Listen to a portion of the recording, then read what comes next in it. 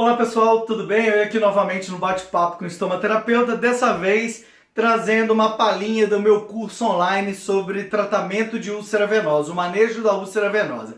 E aqui eu resolvi trazer uma parte desse curso para discutir um pouco com vocês sobre a avaliação do portador de úlcera venosa e, propriamente dita, a avaliação da úlcera venosa. Vamos lá? Então vamos lá, nós temos critérios internacionais para poder fazer a avaliação desse indivíduo.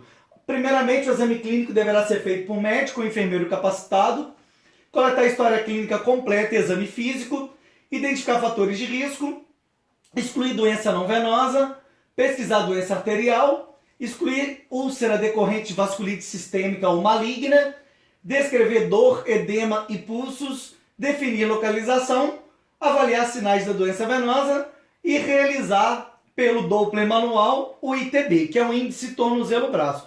É esse marcador, esse exame que vai me dizer da patência das artérias, porque o tratamento da úlcera venosa não é melhorar o retorno venoso, então eu vou precisar de terapia contensiva ou compressiva, daí a necessidade de saber o ITB, ok? E descrever, obviamente, a lesão, tamanho, profundidade, bordas, localização e mesmo a área.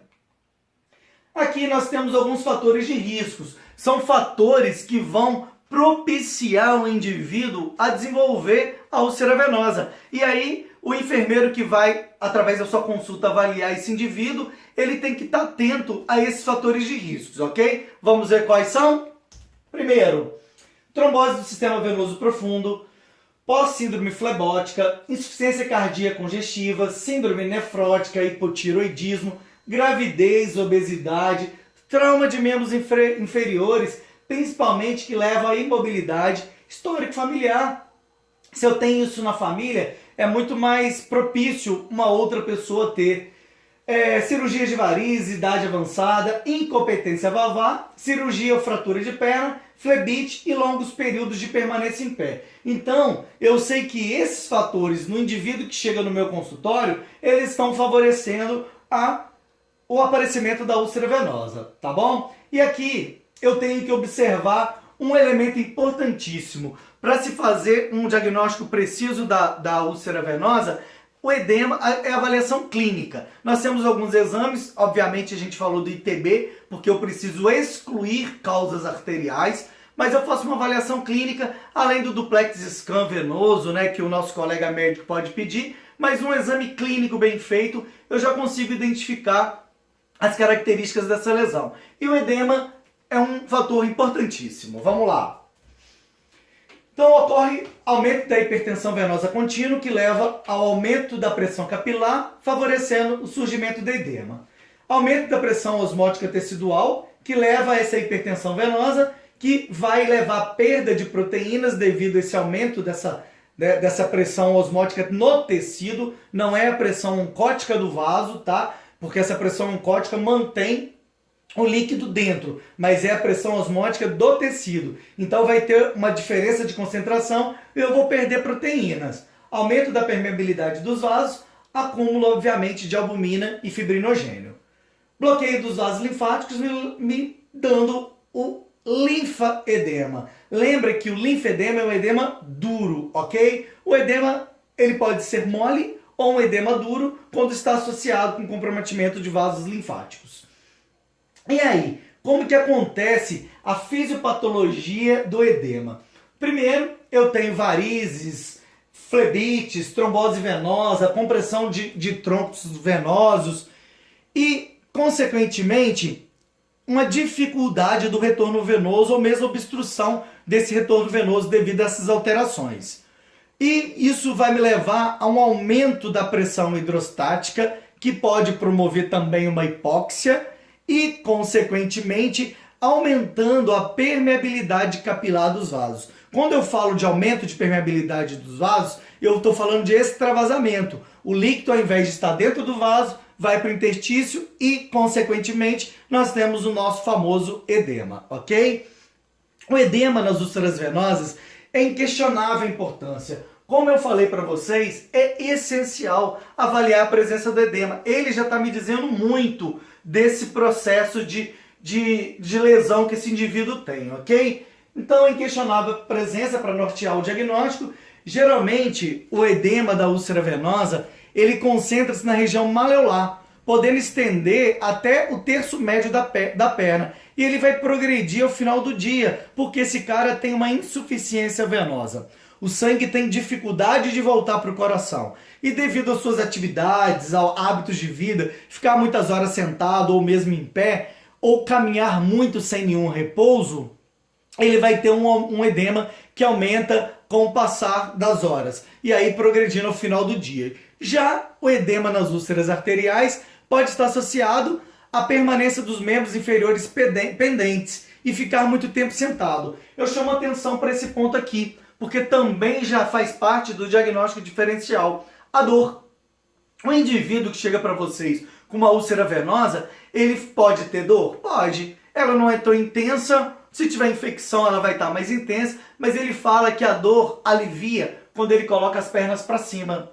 Já no cara que tem um comprometimento arterial, essa dor vai piorar, porque vai dificultar a oxigenação dos tecidos. E aí ele fala para você, olha, eu passei a noite inteira sentado com as pernas para baixo. Só assim eu consegui dormir. E aí você vai suspeitar de um comprometimento arterial, tá bom?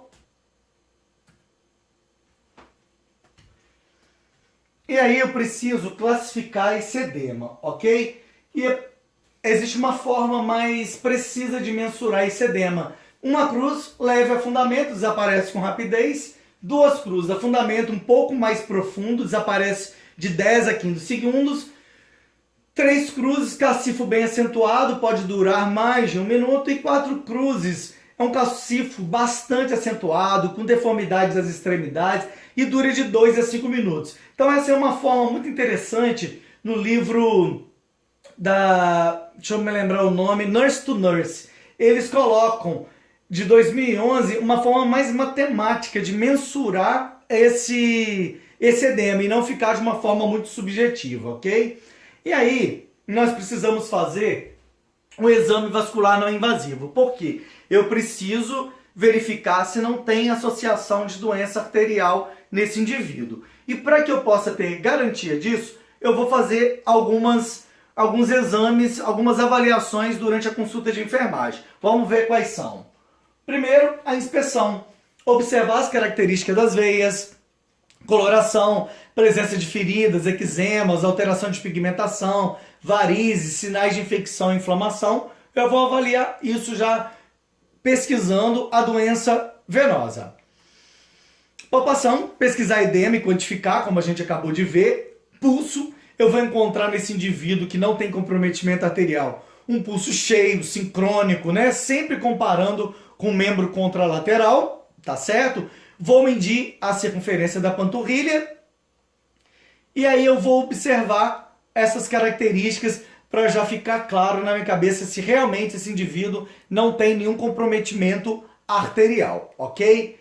E aí, pulso também, qual que é a técnica que eu vou fazer a verificação desse pulso? A pessoa vai estar deitada em decúbito dorsal, eu vou palpar o pulso tibial posterior na região retromaleolar interna. Então eu vou vir aqui, ó, retromaleolar interna, para fazer a identificação desse pulso. E aí eu tenho que observar com o lado, né, contralateral, para saber se esse pulso está cheio, está sincrônico, ok? O pedioso, da mesma forma, a pessoa com diabetes vai estar deitada, palpar o pulso no dorso do pé, lateralmente ao tendão do extensor, o tendão do extensor longo do hálux, para identificá-lo, eleva-se o hálux. Por quê? Existem pessoas que têm dificuldade e existem também as variações anatômicas. Então, como que eu vou fazer? Vou seguir aqui, palpando até identificação desse pulso, que é extremamente importante. E aí também as graduações das pulsações vai de 0 a 4, de ausente até destacada, sugerindo um aneurisma. Aí somente para a gente observar o pulso poplíteo, né? Então nós temos aqui o pulso poplíteo, a artéria pediosa e o tibial posterior. São as 3 áreas que a gente verifica na consulta de enfermagem no paciente com doença arterial e mesmo doença venosa. Outra forma de exame não invasivo que eu posso fazer é a avaliação do tempo de enchimento venoso. Como é que eu faço? eu vou mandar a pessoa deitar, tá certo? De decúbito dorsal, ou seja, barriga para cima, ok? Vou mandar elevar as pernas 45 graus por 1 minuto. E vou observar a presença de palidez acentuada dentro deste período, tá bom?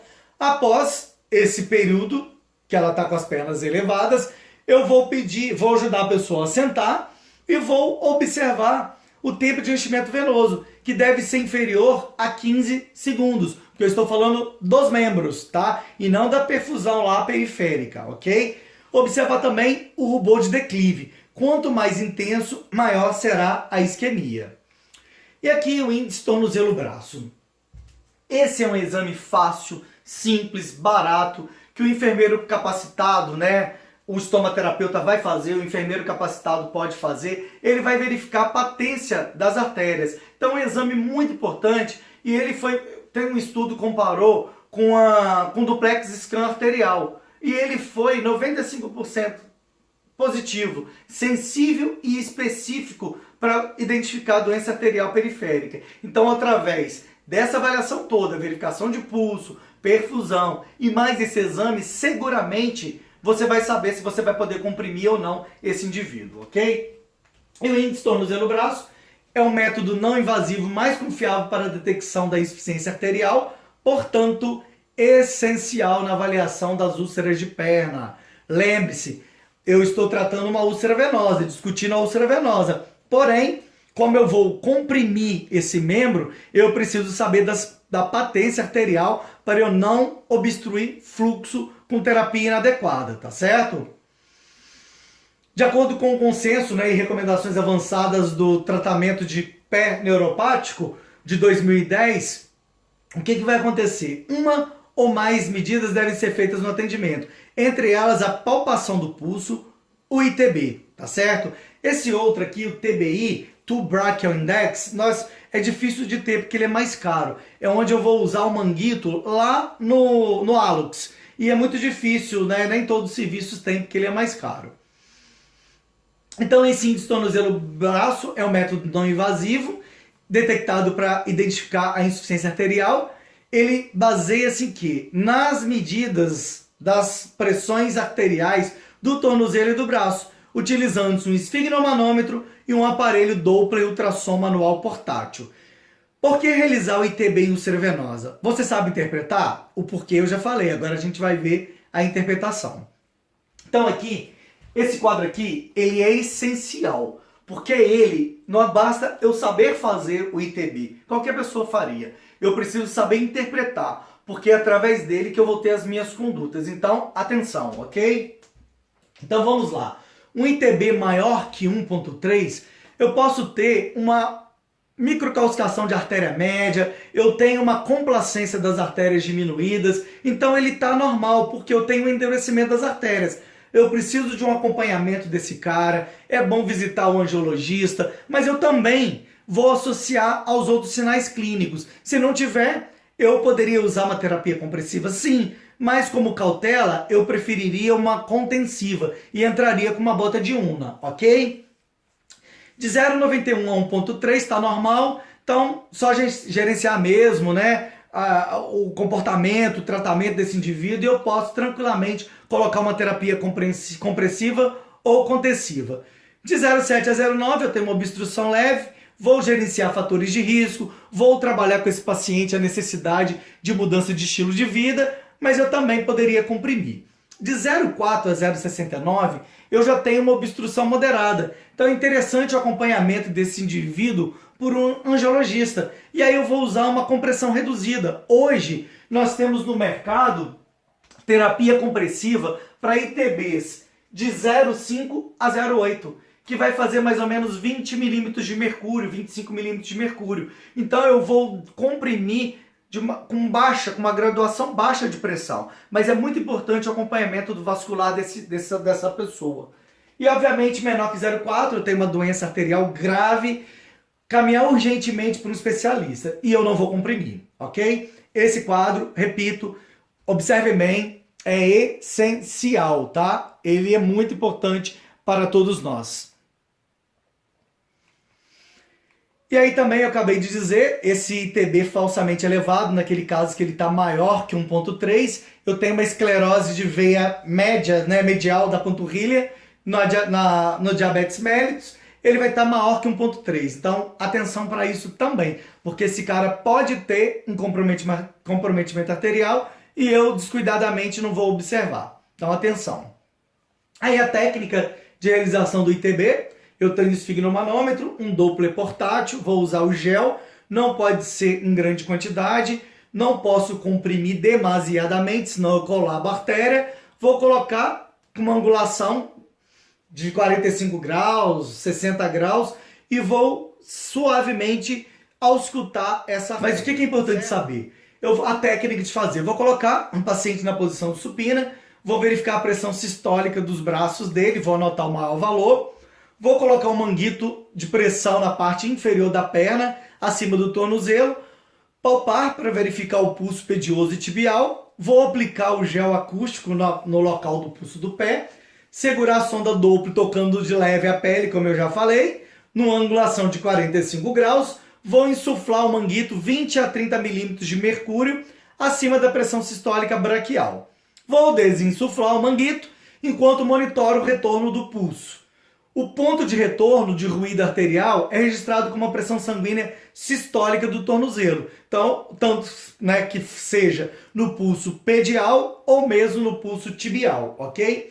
E aí, para chamar a atenção aqui, para não esquecer, índice, tornozelo, braço. Então, como que eu vou chegar a esse índice? Vou dividir o maior valor da pressão sistólica do membro inferior, do tornozelo, pelo braço. Não esqueço mais. Tornozelo, braço. Divido o valor do tornozelo pelo braço. Ok?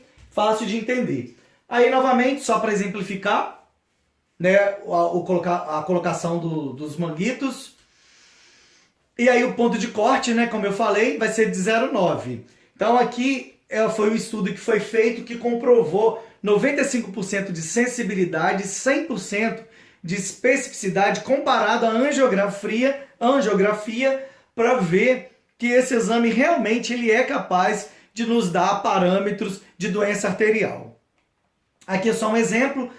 Eu tenho uma pressão arterial sistólica do membro superior direito de 120 e do tornozelo 140. Qual vai ser o meu índice? Eu vou dividir 140 por 120. Encontrei um ITB de 1,16. Isso significa o quê? Sem obstrução. Posso tranquilamente comprimir esse paciente. E é isso. Eu espero ter chamado a atenção de vocês. O objetivo dessa aula é só mesmo para chamar a atenção. Se vocês tiverem interesse, eu tenho um curso online que é o curso completo da avaliação do manejo do portador da úlcera venosa, ok? Se você gostou, por favor, curta, compartilhe, se inscreva no meu canal, que isso é muito importante para mim, ok? Vamos divulgar e deixe lá o seu comentário e sua sugestão de aulas. Um grande abraço. Obrigado.